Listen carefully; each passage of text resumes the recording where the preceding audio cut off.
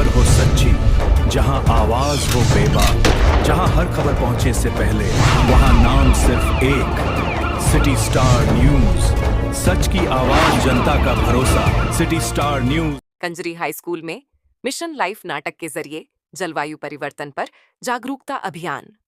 हालोल पंचमहल उत्तर बुनियादी Kanjari high school में mission life जलवायु परिवर्तन जन जागरूकता विषय पर नाटक का आयोजन किया गया। नाटक के माध्यम से विद्यार्थियों ने प्लास्टिक प्रदूषण, पानी और बिजली की बर्बादी तथा पेड़ों की कटाई से बढ़ रहे जलवायु परिवर्तन के दुष्प्रभावों को प्रभावशाली ढंग से प्रस्तुत किया। शिक्षक ने विद्यार्थियों को प्राकृतिक संसाधनों के संरक्षण का महत्व समझाया। वहीं किसान और ग्रामीणों की भूमिका के जरिए अनियमित बारिश, बढ़ती गर्मी, सूखा और जल संकट जैसी समस्याओं को जलवायु परिवर्तन का परिणाम बताया गया।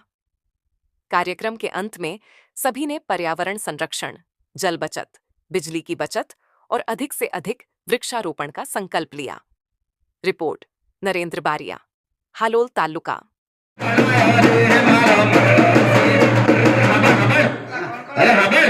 પંચમહાલ જિલ્લા વહીવટી તંત્ર દ્વારા અહીંયા સરસ મજાનો આપણે કાર્યક્રમ કરવાનો છે।